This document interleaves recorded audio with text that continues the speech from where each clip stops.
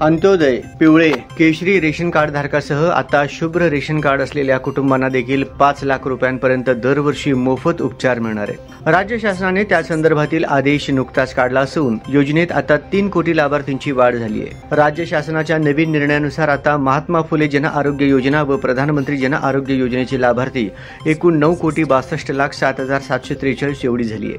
राज्यातील जनतेला घरपोच आरोग्य सेवा अधिक चांगल्या पद्धतीने देण्यासाठी आणि नागरिकांचा आर्थिक भार कमी करण्यासाठी सरकारने महात्मा ज्योतिबा फुले जन आरोग्य योजना सुरू केली होती। गेल्या वर्षी जून मध्ये उपमुख्यमंत्री देवेंद्र फडणवीस यांनी योजनेतील विमा संरक्षित रक्कम 1.5 लाखांवरून 5 लाख रुपये करण्याचा निर्णय घेतला। लाभासाठी शिधापत्रिका, रेशन कार्ड किंवा अधिवास प्रमाणपत्र डोमासाईल आवश्यक असणार आहे। या कागदपत्रांची पूर्तता करणाऱ्यांना विम्याचे संरक्षण मिळेल। योजनेत विविध कर्करोग, हृदयरोग, शस्त्रक्रिया, सांधेदुखी असे प्रमुख आजार देखील समाविष्ट करण्यात आले आहेत। योजनेच्या लाभासाठी मात्र लाभार्थींकडे आयुष्मान गोल्डन कार्ड असणे बंधनकारक आहे। महात्मा ज्योतिबा फुले जन आरोग्य योजनेअंतर्गत आतापर्यंत 1.5 लाखांचे विमा संरक्षण मिळत होते। आता या योजनेचा विस्तार करण्यात आला असून युनायटेड इंडिया इन्शुरन्स या विमा कंपनीला काम देण्यात आले आहे। सरकार विमा कंपनीला प्रति कुटुंब 1300 रुपये प्रीमियम म्हणून देणार आहे। यासाठी सरकारी तिजोरीतून दरवर्षी 3,000 कोटी रुपये द्यावे लागणार आहेत। राज्यातील 1,900 रुग्णालयामध्ये महात्मा ज्योतिबा फुले जन आरोग्य योजनेचा लाभ घेता येणार आहे। योजनेअंतर्गत रुग्णाला उपचार घेण्यासाठी संलग्नित रुग्णालयात जावे लागणार आहे।